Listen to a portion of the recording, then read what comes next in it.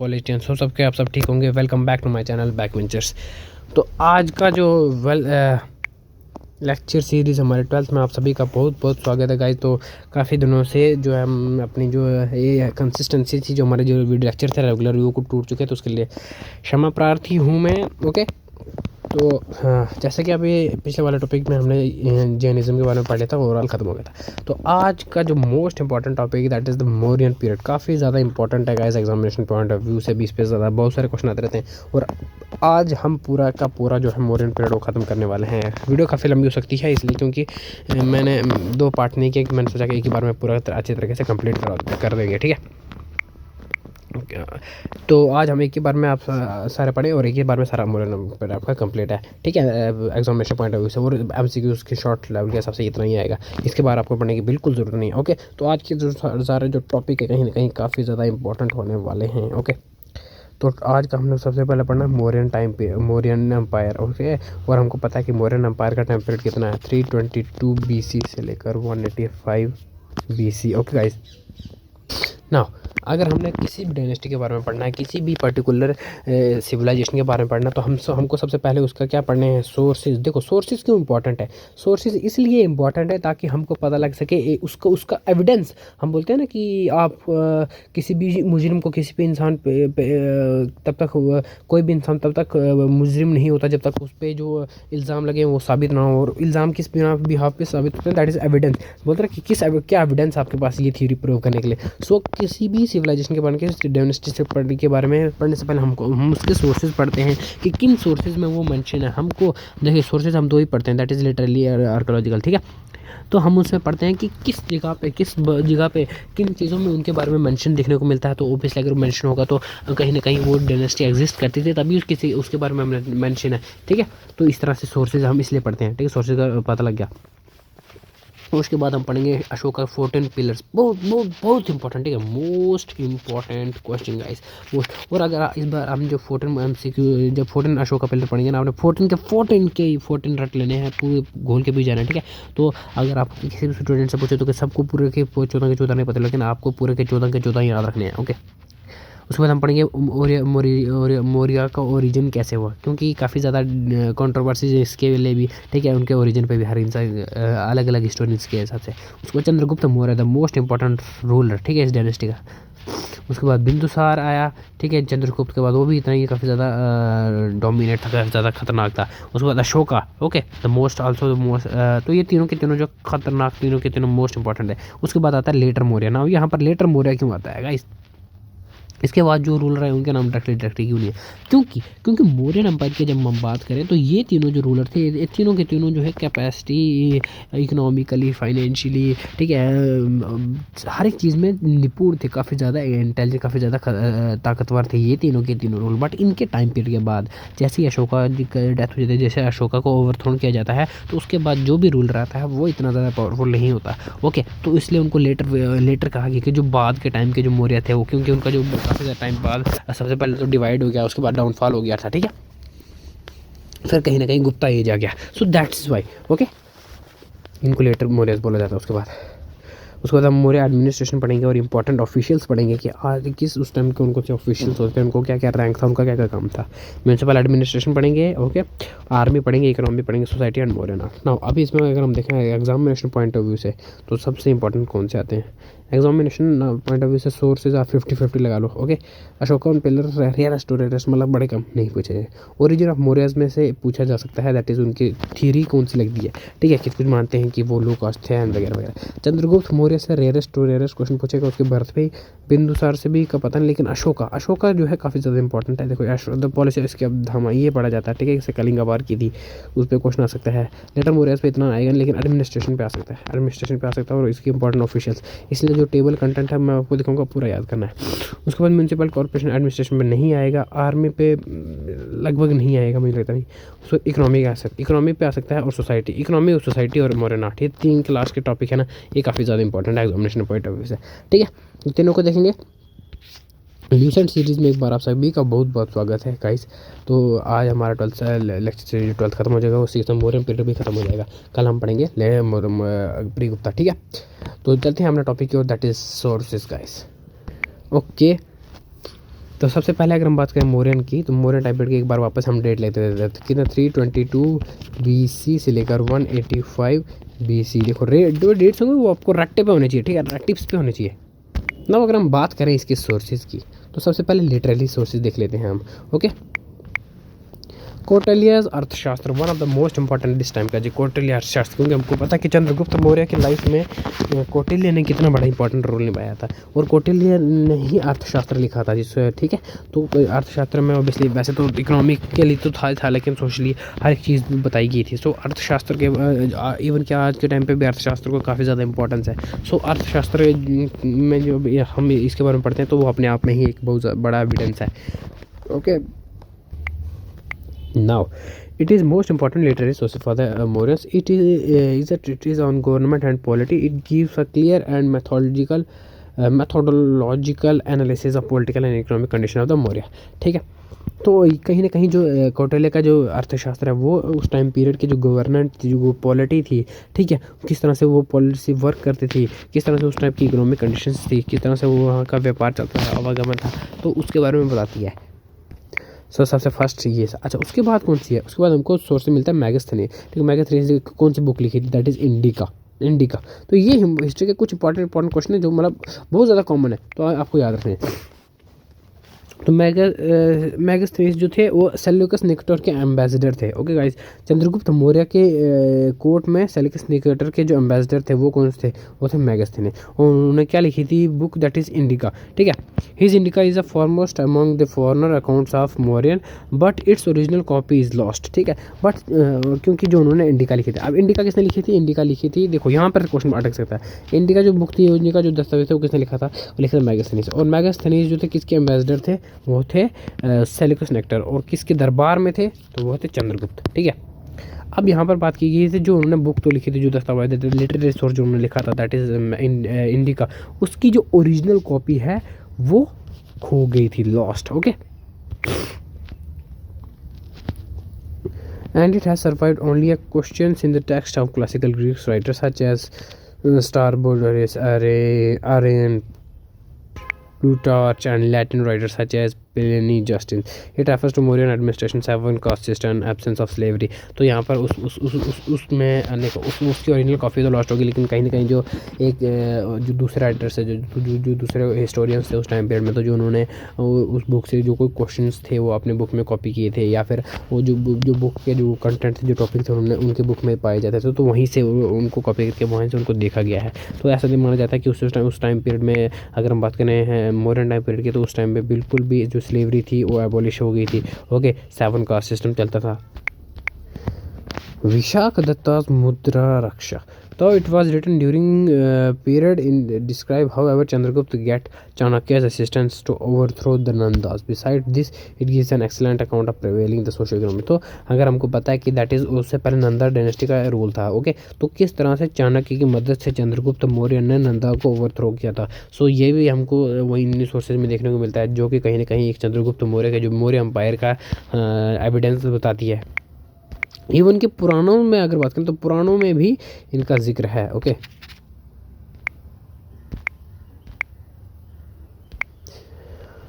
तो they are collection of legends interspersed with religious teachings, they give us the chronology and list of Mauryan kings, ठीक है। तो पुराणास जो है कहीं ना कहीं इनके बारे में एक अच्छा खासा कंटेंट दे देता है। ओके, जो कि मौर्यन किंग के क्रोनोलॉजी पे बताता है और वगैरह वगैरह ना। ओके, उसके बाद और कौन से सोर्सेज हैं? देखो, और है बुद्धिस्ट लिटरेचर। बुद्धिस्ट लिटरेचर में भी हमको उसके बारे में देखने को मिलता है, क्योंकि हमको पता है कि दैट इज़ अशोका, जो उन्होंने बाद में अपना जो धर्म था, जो अपनी जो टॉलरेंस थी, वो बुद्धिज़्म की तरफ काफ़ी ज़्यादा की थी। तो बेसिकली जो बुद्धिज़्म है तो उसका होना ही होना है, ठीक है। Indian Buddhist text that is जातका स्टोरी हमने पढ़ी थी। Okay, reveal a general picture of socio economic condition of the Mauryan period. Okay, तो जो बुद्धिस्ट लिटरेचर्स हैं, ठीक है, तो वो काफ़ी कहीं ना कहीं जो सोशियो इकोनॉमिक कंडीशन है उस टाइम मौर्यन पीरियड के, उनके बारे में हमको दिखाता है, उनके बारे में दिखाता है, ठीक है। दैट इज़ सेकंड है Syrian Buddhist chronicles Dipavamsa and Mahavamsa describe the part played by Ashoka in spreading Buddhism to Sri Lanka. तो यहाँ पर हम बात करते हैं कि स्प्रेड ऑफ बुद्धिज्म हुआ था, ठीक है, इंडिया से लेकर अलग अलग जगह पे। तो स्प्रेड ऑफ बुद्धिज्म किस किस टाइम पे हुआ था? ये हुआ था अशोका के टाइम पे। तो अशोका के टाइम पे किस तरह से बुद्धिज्म का स्प्रेड हुआ था कि कहाँ पर? इंडिया के साउथ में कौन सा आता है? श्रीलंका, ठीक है। तो श्रीलंका में किस तरह से उनका स्प्रेड हुआ था बुद्धिज्म का? तो ये उस सिलोन बुद्धिस्ट क्रॉनिकल, क्योंकि हमको पता है कि जो श्रीलंका का पुराना नाम सिलोन है, ठीक है, तो उसमें देखने को मिलता है। नेक्स्ट, और बुद्धिज्म कहाँ पर है? दैट इज़ तिब्बत में, ठीक है। तो आज के टाइम के जो टेरिटरी जो तिब्बत ने ऑक्यूपाई कर लिया है, ओके, सॉरी, चाइना ने ऑक्यूपाई कर लिया।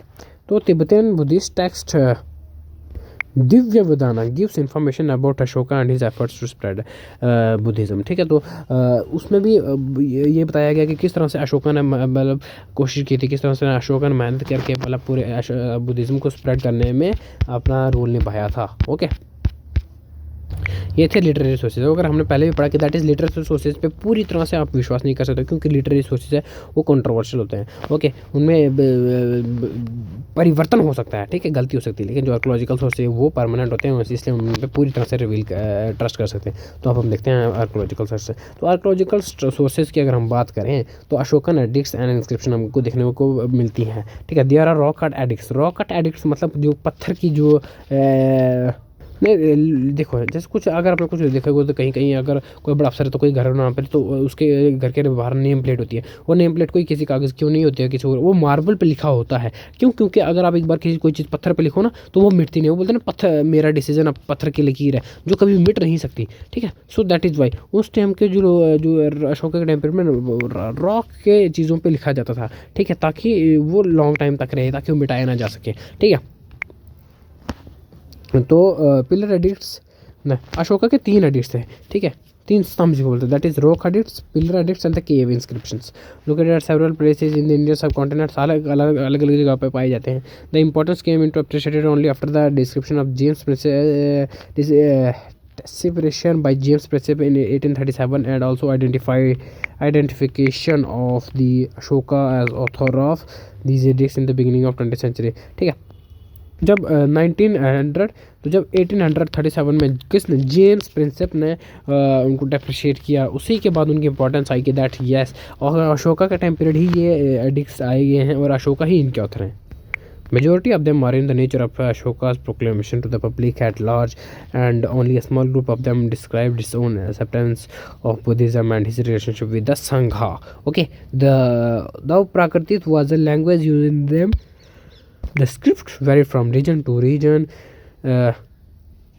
अब ना यहाँ पर हमको पता है कि हमने जब हम बात की थी ब्राह्मणिज्म बुद्धिज़्म की, तो जो स्टार्टिंग में क्या था, बुद्धिज़्म क्यों इतना ज़्यादा राइज हुआ था उस टाइम पीरियड में, और ब्राह्मणिज्म क्यों इतना ज़्यादा डाउन हुआ था? क्योंकि जो ब्राह्मणिज्म था वो काफ़ी ज़्यादा डोमिनेट हो गया था, अपने प्राकृतिक पीक पे पहुंच चुका था। और उसी के कंपैरिजन में बुद्धिज़्म ने उन्हीं लोगों को अडॉप्ट किया, उन्हीं लोगों को सहारा दिया जो कि लो कास्ट है, ठीक है, जो कि जिनके साथ बड़ा ज़्यादा बुरे व्यवहार किया जाता था। प्लस बुद्धिज़्म ने लोकल लैंग्वेज उठाई, ठीक है। क्योंकि अगर हम बात करें ब्राह्मणिज्म की अगर हम बात करें ब्राह्मणिज्म की, तो ब्राह्मणिज्म में क्या था?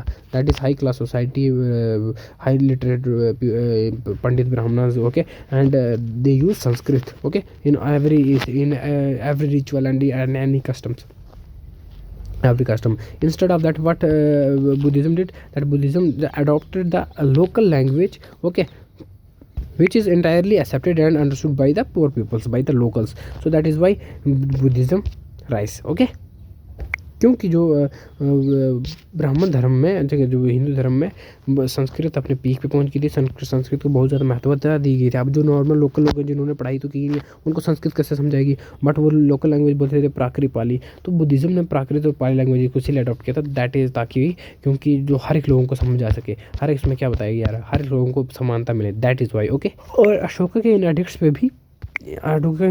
पे ही प्राकृत लैंग्वेज का हमको यूज़ देखने को मिलता है, ओके। अच्छा, और उसके बाद कौन सी इंस्क्रिप्शन है?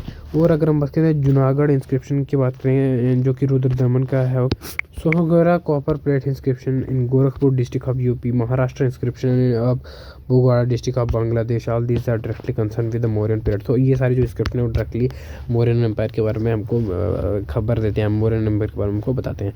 मटीरियल रिमेन, वुडन प्लेस पहले सब Chandragupta, northern black polished ware, NBPW हमने पहले पढ़ा, silver and copper punch mark coins, ठीक है, पंच मार्क कॉइन हमने पढ़ा था, ठीक है, and other place material remains moral पे। तो ये सभी चीज़ें भी हमको मॉरल पीरियड के बारे में इंफॉर्मेशन देते हैं, ठीक है। तो सोर्सेज इतने ज़्यादा इंपॉर्टेंट नहीं है, ठीक है, कुछ कुछ मेन पॉइंट है वो ये हेडलाइन कर लेना। ना अशोका के एडिक्ट्स और इंस्क्रिप्शन देख लेते हैं। तो 3 टाइप के एडिक्ट्स थे, ठीक है। सबसे पहले रॉक एडिक्ट्स थे, ओके, सेकंड थे pillar addicts and the third थे केव एडिक्ट, ओके। तो अगर हम बात करें रॉक की, स्पेशली अगर हम रॉक की एडिक्ट्स करें तो 14 रॉक एडिक्ट्स हैं, ओके, जिसमें कि धर्मा की वेरियस प्रिंसिपल्स बताए गए हैं, सिद्धांत बताए गए हैं, जो कि पाकिस्तान, मंशेरा पाकिस्तान में हमको देखने को मिलते हैं, ठीक है। पाकिस्तान, कैलाश देहरादून उत्तराखंड, ओके, जूनागढ़ जो कि है गुजरात में पड़ता है, सोपरा थाने महाराष्ट्र, ओके, आंध्र प्रदेश, उड़ीसा और उड़ीसा, तो इन जगहों पे मिलते हैं 14 major rock edicts, okay. Rock के ही और कौन से, ताकि 14 रॉक एडिक्ट मिलते हैं और 2 कलिंगा रॉक एडिक्ट मिलते हैं। कलिंगा वार हुई थी, ठीक है, जो कि अशोका ने लड़ी थी, उसके बाद उनमें धर्म परिवर्तन आया था उनके मार काट के देखने के बाद। तो new system of administration of the Kalinga war, अच्छा, तो उन 2 जो कलिंगा वार एडिक्ट हैं उनमें हमको क्या देखने को मिलता है कि कलिंगा वार के बाद क्या एडमिनिस्ट्रेशन में क्या चेंजेस आई, ठीक है, तो वो हमको देखने को मिलता है। और वो कहाँ पर हमको ये एडिक्ट कहाँ पर देखने को मिलता है, वह है धौली, ठीक है, जो कि उड़ीसा में पड़ता है, okay. Next is minor rock edict. तो माइनर रॉक एडिक्ट जिसमें कि personal history of Ashoka and the summary of his धामा के बारे में बताया गया। बिहार आ गया, आंध्र प्रदेश आ गया, राजस्थान आ गया, एमपी आ गया, यहाँ पर देखने को मिलता है। 4th आ गया इसका भाबुर बेहरात रॉक एडिक्ट, जो कि अशोक का कन्वर्जन, अच्छा, जिसमें कि अशोका हुए थे कन्वर्ट बुद्धिज्म में। ये मोस्ट इंपॉर्टेंट, देखो गाइस, ये मोस्ट इंपॉर्टेंट है। तो ये क्वेश्चन आ सकता है कि किस रॉक एडिक्ट पे बताया गया कि किस, उसके अनुसार कि अशोका जो है वो हिंदुइज्म से लेकर बुद्धिज्म में कन्वर्ट हुए, ठीक है। भाबरू बेहरात रॉक एडिक्ट, ओके, जो कि राजस्थान में है। तो ये है रॉक एडिक्ट्स। नेक्स्ट है पिलर एडिक्ट्स। तो 7 पिलर एडिक्ट्स हैं जो कि अपेंडिक्स हैं, ठीक है। मेरठ दिल्ली में है, ओके, दिल्ली, बिहार, तो ये नहीं जगह पे 7 पिलर एडिक्ट्स। अच्छा, 4 माइनर पिलर एडिक्ट्स हैं, वो हैं जिसमें कि साइन ऑफ अशोकास फैन, सो जो उसकी फैंटेसी, जो उसकी चाहती धामा के लिए, तो उसमें उसके बारे में बताया गया है, जो कि सांची एमपी में पड़ता है और सरनाथा इलाहाबाद उत्तर प्रदेश में भी है, ठीक है। 2 तराई पिलर एडिक्ट्स भी थे जो कि अशोका जो बुद्धिज़्म के रिस्पेक्ट में थे अशोका के द्वारा, ठीक है, जो ओके, तो जो कि नेपाल में हमको देखने को मिलते हैं। और 2 बराबर के एडिक्ट्स भी देखने को मिलते हैं जिसमें अशोका की टॉलरेंस देखने को मिलती है, और कहाँ पर देखने को मिलते हैं, हम बिहार में, ओके, बराबर हिल्स पे। नेक्स्ट है ओरिजिन ऑफ मौर्य। पुराणों के अनुसार जो है मौर्य थे वो शूद्र थे, ठीक है। तो पुराणों के अनुसार जो मौर्य थे उनको शूद्र बताया गया है, that is lower caste, okay. Mudrarakshasa of Vishakha Datta uses the term vrishala या कुलीहना ऑफ लो क्लेन। तो जो मुद्राक्ष है जो कि विशाख दत्ता ने लिखा है, जो उसमें उसके बारे में बताते हैं, उसमें जो जो टर्म है, 2 शब्द यूज़ किए, दैट इज़ वृषल या फिर कुलीहना। तो उसका मतलब होता है लोअर कास्ट, ठीक है, छोटी कास्ट, छोटी जाति। Now, the classical writers such as Justin describe Chandragupta only a man of humble origin. Junagadh rock edict inscription of Prudha Daman, जो कि 500 की AD का उसका time period has been some indirect evidence suggesting that the Mauryan might have been of Vaishya origin, ठीक है। तो देखो, अगर बात करें यूनिवर्सिटी, तो ओरिया के जो ओरिजिन है, ओरिया का जो ओरिजिन है उस पर काफ़ी कंट्रोवर्शियल है, लेकिन फिर भी लार्जली यूनिवर्सिटी उनको शूद्र ही माना जाता है। तो हमने पहले पढ़ा है जूनागढ़ का रॉक एडिक्ट, ठीक है। तो उसमें जो कि जिसका 150 AD टैग का टाइम पीरियड है, उसमें ये माना गया कि जो मौर्य थे वो कहीं ना कहीं वैश्य थे, that is the trader, the merchants, okay. The Buddhist work on the other hand try to link Maurya dynasty with the Shakya clan to which Buddha belong, ठीक है। तो उसी के कंपेरिजन अगर हम बुद्धिस्ट के जो टेक्सचर है, बुद्धिस्ट के लिटरेचर, उसमें देखा गया कि जो बुद्धिस्ट हैं वो शाका क्लेन से, जिसके हमने पढ़ा कि जाती वो जिस क्लेन से कौन थे, बुद्धा जी थे। बुद्धा के जो फादर थे कौन थे, बुद्धा के फादर यशोधन, तो वो किस इस क्लेन के हेड थे। तो ये माना गया कि जो मौर्य थे वो भी इसी के हेड हैं, ओके, इसी क्लेन से निकले हैं। हाँ, ये हैं वो 14 मेजर रॉक एडिक्ट्स जो आपको कहीं नहीं देखने को मिलेंगे, बड़ी कम रेटर्स देखने को मिलेगा। तो ये आप सभी ने बस याद कर लेनी है कुछ करके हमें। मतलब उन 14 मेजर रॉक हेरिटेज पे क्या क्या बताया गया उसमें वही है, जैसे कि एनिमल सेक्रीफाइस के बारे में माना है, ठीक है, सोशल वेलफेयर, रिस्पेक्ट ऑफ ब्राह्मण करनी है, okay, courtesy to elders, consideration of animal, appointment of dhamma mantras and their duties, need of efficient organization and administration, need for tolerance, harming all religious, सभी धर्मों के रिस्पेक्ट वगैरह, ठीक है, system of dharma yatras, attack on meaningless ceremonies and rituals, मतलब जिनकी ज़रूरत नहीं है, जो कस्टम्स की ज़रूरत नहीं है उन वो रोकना, ठीक है, कॉन्क्वेस्ट थ्रू धर्म इंस्टेड ऑफ वॉर, ठीक है, लड़ाई, क्योंकि कलिंगा का जो धर्म अशोका का कलिंगा वार के बाद काफ़ी ज़्यादा मन परिवर्तन हो गया था, ठीक है, एक्सप्लेनेशन ऑफ धर्म पॉलिसी 11वें में बताया गया हुआ। तो ये सीरियल नंबर पर भी बताया होगा कि किस सीरियल नंबर किस रॉक लिस्ट पर कौन से बारे में बात बताई गई है। Okay, Kalinga war matches fight contemporary हेलिक गिरी kings inscription to spend religious life. Okay, तो ये 14 रॉक एडिट्स हैं, यही आप सबको याद हो ना। One of the most important and the most king of the Mauryan period that is Chandragupta Maurya. तो पढ़ते हैं उसका बारे में। तो उसका टाइम पीरियड कितना है? उसका टाइम पीरियड 322 BC से लेकर 298 BC। Chandragupta dethroned the last Nanda ruler Dhananda and occupied Patliputra in 322 BC with last Nanda ruler थे, ठीक, धनानंद, उनको ओवरथ्रो करके जो अशोका ने चंद्रगुप्त ने अपना एडमिनिस्ट्रेशन जो चंद्रगुप्त मौर्य का नींव रखी। ओके, आगे क्या है? In 305 BC, Chandragupta Maurya defeated Seleucus Nectar, who surrendered the vast territory including Arya, Herat, एकोसिया जिसको कांधार बोलते हैं, ठीक है, इद्रोसिया, बलूचिस्तान, ओके, एंड प्रेपोनसेट काबुल। देखो ये इन पे भी नाम पूछे जाते हैं, इनके नाम ऐसे रखे हुए हैं उन्होंने अपने भाषा में। In return 500 elephant. According to the treaty between Chandragupta and the Seleucus, the Hindu Kush became boundary between their states. Megasthenes was a great ambassador sent to the court of Chandragupta by Seleucus, ठीक है। तो हिंदू कुश पर्वत का आपने नाम सुना ही होगा, तो वो एक बाउंड्री लाइन कही गई, तो उसकी इस साइड जो है सेल्यूकस निकेटर का जो एरिया और उसकी इस साइड जो चंद्रगुप्त मौर्य का। Okay, Chandragupta became a Jain and went to चंद्रगिन हिल श्रवण बेलगोला जो कि कर्नाटक में विद। तो ये काफ़ी ज़्यादा इंपॉर्टेंट यहाँ पर इन्फॉर्मेशन दैट इज चंद्रगुप्त ने बाद में जैन जो है जैनिज्म अडॉप्ट कर लिया था। Okay, now next is Bindusara. तो Chandragupta was succeeded by son Bindusara. तो बिंदुसार ने ही जो चंद्रगुप्त को सक्सीड किया था, मतलब चंद्रगुप्त मौर्य के बाद कौन रूलर बना था? Bindusar. Okay, Bindusar also known to Greeks as Amitrochates, derived from the Sanskrit word Amitra Ghata, that is the slayers of voice, is said to have carried his arms of the Deccan। तो काफ़ी ज़्यादा क्रूअल आप बोल सकते हो, वो आ सकते हैं, काफ़ी ज़्यादा खतरनाक, तो कट्टर होते हैं वो। Okay, Bindusara asked first of Syria to send some sweet wine, dried figs and sophist.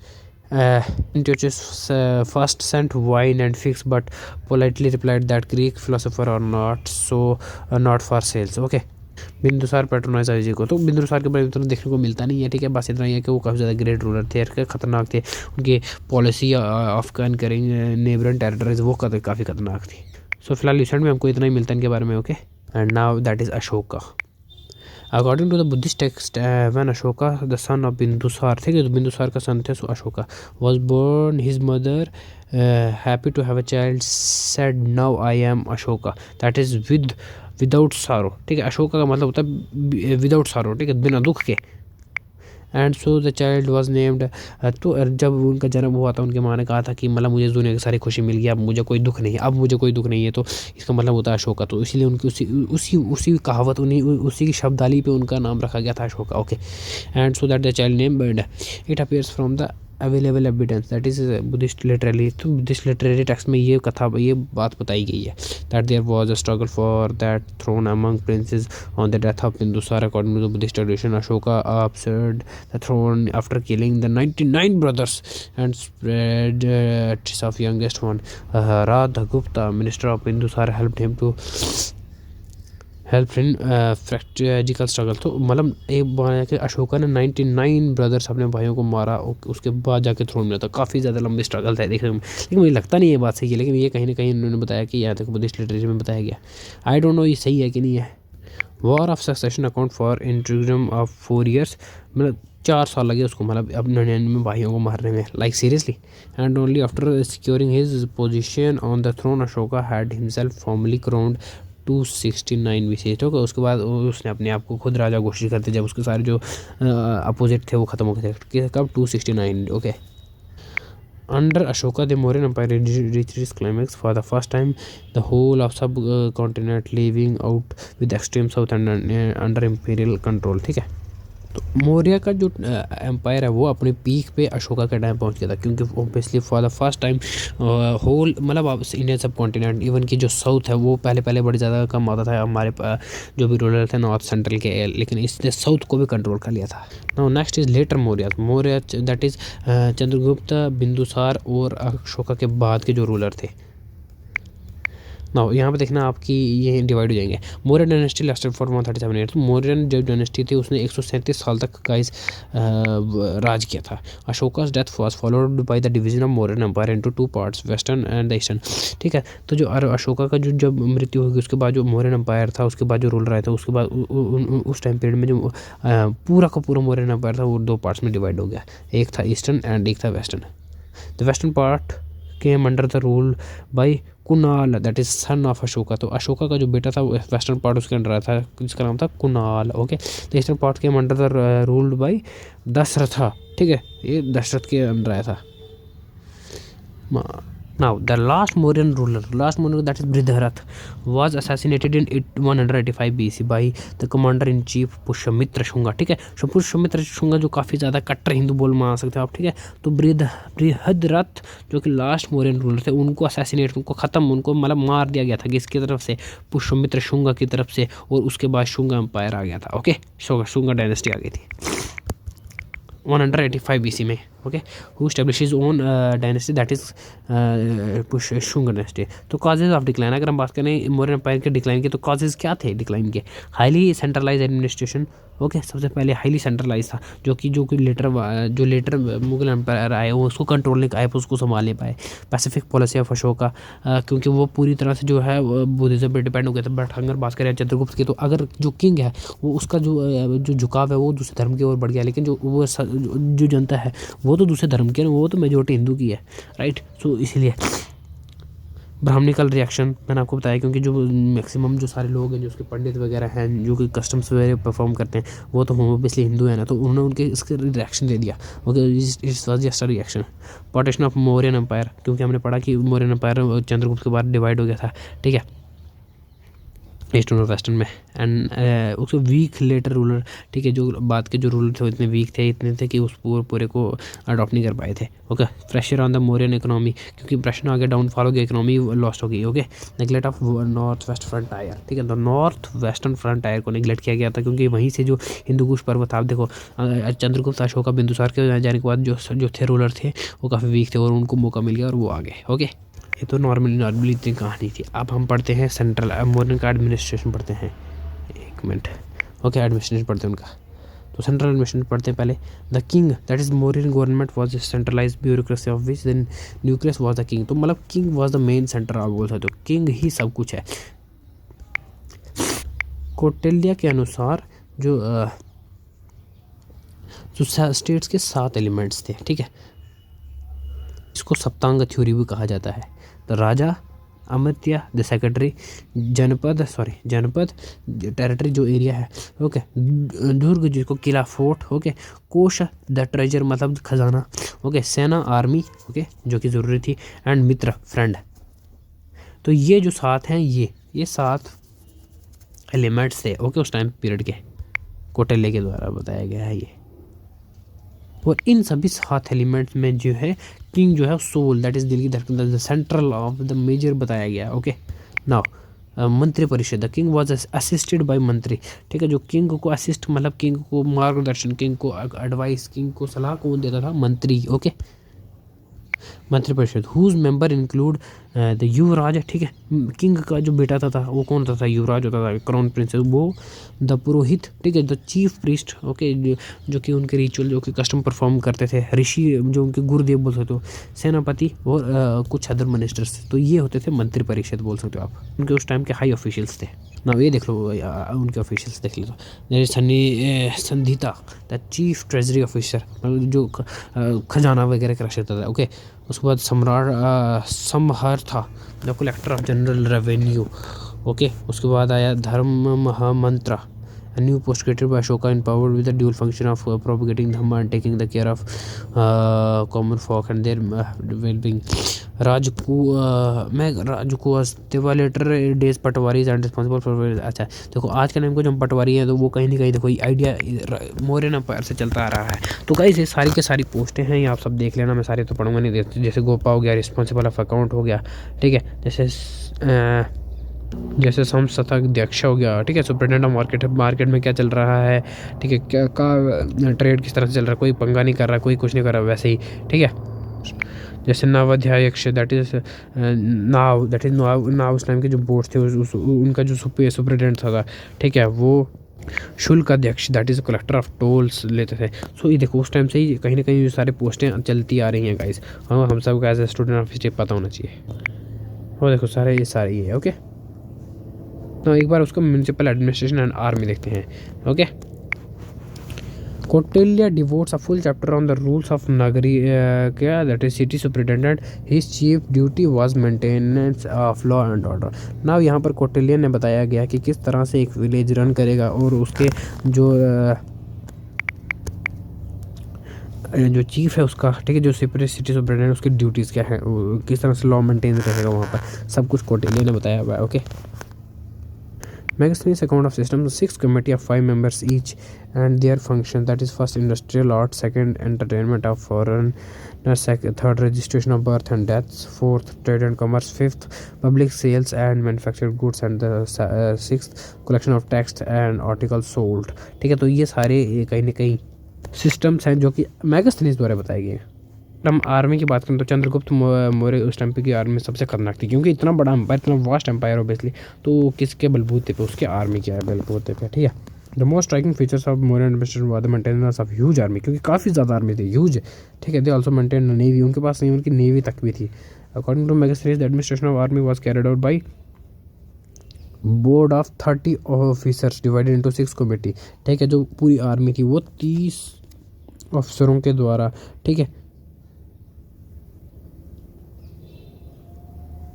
तो 30 अफसरों की तरह जो बोर्ड था, जो कमेटी थी, उस कमेटी के द्वारा जो एक बोर्ड था अफसरों का, उसके द्वारा रन की जाती थी, जिसमें कि 6 कमेटी थी, ओके। 6 कमेटियाँ बनी थी 30 की, मतलब एक में 5, ठीक है, 5 6 30, right. Each committee consist of 5 member, हर एक कमेटी में 5 मेंबर थे, इसलिए ऐसी 6 कमेटी बनाई गई थी। देयर आर, उसमें क्या कहते हैं, इन्फेंट्री, जिसमें कि क्या कहते हैं, इन्फेंट्री थी, कैवलरी थी, एलिफेंट थे, चैरियट्स थे, ठीक है, नेवी थी, ट्रांसपोर्ट थे। तो 6 टाइप काफ़ी ज़्यादा ये आर्मी थी, ठीक है। In modern period there were 2 types of gudhapurushas, that is detectives and samstha stationary and sanchari wandering, ठीक है। तो 3 टाइप के होते थे ये भी घुड़सवार, मतलब एक जो स्टेबल होते थे, एक जिनके हाथ में वो भाला वगैरह लेते, एक वो यहाँ घूमते हुए यहाँ, मतलब जो दौड़ते थे, जो कि युद्ध करने जाते थे। अगर हम बात करें उस टाइम की इकोनॉमी की तो काफ़ी ज़्यादा एक्टिव थी, okay. State control almost all economic activity, तो मतलब जो ऑल इकोनॉमिक एक्टिविटी जो कि उनके जो मार्केट में चल रहा होते थे वो उसको स्टेट कंट्रोल करते थे, ठीक है। जो टैक्स कलेक्ट करते थे पीजेंट से, जो वो उसको उनका 1/4 या 1/6 टैक्स देना पड़ता था ना। अगर हम बात करें अगर किसी लेबर की, ठीक है, तो किसी दुकानदार की, उसने दुकान लगाई है मार्केट में, बाज़ार में, तो उसने अगर एक दिन में 6 रुपये कमाया तो उसको 1 रुपया मालिक को देना पड़ता था, ठीक है। तो मतलब 1/6 या 1/4 का लगाया था टैक्स, ओके। तो जो स्टेट थी वो इरिगेशन फैसिलिटीज़ भी प्रोवाइड करती थी, जिसको सेतु बंधन बोलते थे, बट वाटर का टैक्स लगाते थे, ओके। उसके बाद मोनोपोली थी उनके पास माइनिंग की, फॉरेस्ट की, साल्ट की, शराब बेचने की, आर्म्स बनाने की, तो ये स्टेट के पास मोनोपोली मतलब समझते हो ना, मतलब जो किसी के पास हो दूसरा कोई नहीं कर सकता, ओके। जैसे ब्रिटिशर्स के पास मोनोपोली थी जैसे टी बनाने के, तो जो व्यापार, अगर जैसे बात करें ओपियम तो वही बेच सकते थे, उसके अलावा कोई और बेचेगा उनको टैक्स लगेगा, उनको बड़ी जुर्माना भरना पड़ेगा। ओके, अच्छा तो एक बार सोसाइटी में भी देख लेते हैं सोसाइटी का क्या है। तो कौटिल्य, चाणक्य या फिर Vishnugupta not as reason on the varna system as earlier smriti writers. कौटिल्य's Arthashastra look upon the Shudras as an Aryan community which is distinguished from non Aryan community. तो जो कौटिल्य का जो अर्थशास्त्र है वो शूद्र को एज अ आर्यन कम्युनिटी मानता है, कि जो कि नॉन आर्यन कम्युनिटी से अलग है। Okay, reduction of gap between Vysya, the reduction of gap between Vaishyas, most of whom were not concentrating the trade through other cultivation, and Shudras, quite a few of whom now agriculture and other began artisan। यही societal changes की वजह से इन दोनों के बीच, that is वैश्यास और शूद्रास के बीच का जो गैप बढ़ता जा रहा था। तो मैगस्थनीज के उसमें ये बताया जाता था कि उस टाइम पीरियड की जो सोसाइटी थी, इंडियन सोसाइटी, वो 7 क्लासेस में डिवाइडेड थी। ओके, देखिए कौन कौन से फिलोसोफर, फार्मर्स, ठीक है, soldiers, herdsmen, artists, magistrates, councillors। Okay, the classes mentioned above appears to have been economic than social। Okay, the Megasthenes stated that there were no slavery in India yet. According to Indian sources, slavery was a recognized institution during Mauryan region. It appears that Megasthenes was thinking of slavery in the full legal sense and is existed in the West। तो उस time की अगर बात करें तो जो slavery थी वो काफ़ी ज़्यादा मैगस्थनीज के अनुसार ख़त्म हो गई थी। ओके, बट ये माना गया कि उस टाइम थी जो स्लेवरी मॉडर्न टाइम पीरियड में भी थी, बट फुल्ली लॉजिकल सेंस में नहीं थी। ठीक है, तो वो वेस्ट में एग्जिस्ट करती थी कहीं ना कहीं, क्योंकि हमको पता ना वेस्ट में जो अफगान रूलर्स वगैरह होते थे, अफगान तो पठान वगैरह, तो ये स्लेवरी को काफ़ी ज़्यादा मानते थे, तो यहाँ वहाँ से व्यापार करते थे, तो वेस्ट में थी ये। Women occupied a high position and freedom in the modern society. According to Kautilya, women were permitted to have divorce or marry. Women are employed as a personal bodyguard of the king। ठीक है, तो अगर हम बात करें women's की तो काफ़ी ज़्यादा बेहतर कंडीशन हो गई थी पहले से उनकी, काफ़ी ज़्यादा आपके। और ये माना गया जो कौटिल्य थे उस टाइम पीरियड के जो बहुत बड़े, वो पिछले जो चंद्रगुप्त के जो साथी थे, ठीक है, तो उन्होंने ये बताया कि आपने मैगस्थनीज बुक में कि उस टाइम के जो वुमेन थे वो काफ़ी ज़्यादा फ्री थी। ओके, और वो इवन की डाइवोर्स लेके रीमैरी भी कर सकती थी। अगर हम बात करें मॉडर्न आर्ट की ना, तो Ananda Coomaraswamy classified modern art into 2 groups. तो 2 ग्रुप्स में डिवाइड किया गया था। सबसे पहला कौन सा है, रॉयल या फिर court art. Royal, the palaces of Chandragupta Mauryas, the city of Pataliputra, Ashoka, pillars, caves and stupas. तो ये सारे जो हैं, ये सारे आर्ट्स हैं, इनको रॉयल आर्ट्स बोला जा सकता है। Okay, next folk art. जो फोक आर्ट में अगर हम बात करें तो सबसे पहले क्या था, फिगर्स पे स्कल्पचर ऑफ यक्ष यक्षिणी। उस टाइम के काफ़ी ज़्यादा पॉपुलर थे यक्ष यक्षिणी। ओके, एंड सेकंड आता है terracotta objects, inscribed stone portrait of emperor Ashoka. ठीक है, मतलब पत्थर की मूर्तियाँ वगैरह बनाना। Mauryan introduce stone masonry on large scale during Ashoka period. तो रॉक का काफ़ी अच्छे तरीके से यूज़ करना अशोका पीरियड में, मॉडर्न पीरियड में आ गया था। The pillars represent the masterpiece of modern culture. ठीक है, तो जो पिलर्स थे वो काफ़ी ज़्यादा सबसे अजीब तो अलग थे उस टाइम पर, उस टाइम किसी ने नहीं बनाए थे, तो there was just a masterpiece. Okay, 4 lion capital at Sarnath and Sanchi. Lion capital Sarnath was adopted as national emblem of India in 26 Jan 1950। तो ये देखो ये आ गया MCQ से।